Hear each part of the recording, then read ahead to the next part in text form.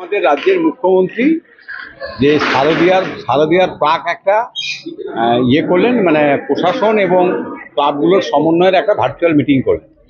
তারা পশ্চিমবাংলা কারণ প্রতি ক্লাবগুলোকে তো অনুদান দেওয়া হবে এবং কীভাবে পুজোটাকে সুষ্ঠুভাবে পালন করা যায় সেই ব্যাপারে দিক নির্দেশ করলেন। এবং সেখানে সর্বধর্ম বিভিন্ন ধর্মের যারা ধর্মগুরু তারা উপস্থিত ছিলেন এবং সকলেই একমত যে আগামী পুজোটা যেন আনন্দ কাটে। কারণ দুর্গা পুজো শুধুমাত্র হিন্দুদের নয়, পুজো যার যার উৎসব কিন্তু সবার। সেই ব্যাপারটা বার্তা দিলেন। আর একটা জিনিস তিনি বললেন যে কীভাবে পুজোর দিনগুলোতে পুলিশের কী ভূমিকা হবে, প্রশাসনের কী ভূমিকা হবে, ভিড় কীভাবে ঠেলাবে, ক্লাবগুলোর কী দায়িত্ব হবে। তার সঙ্গে সঙ্গে গতবারে যে কিছু অনুদানপ্রাপ্ত যে ক্লাবগুলোকে অনুদান দেওয়া হয়েছিল 85,000 দেওয়া হয়েছিল, সেটা এবারে বাড়িয়ে 1,10,000 করা।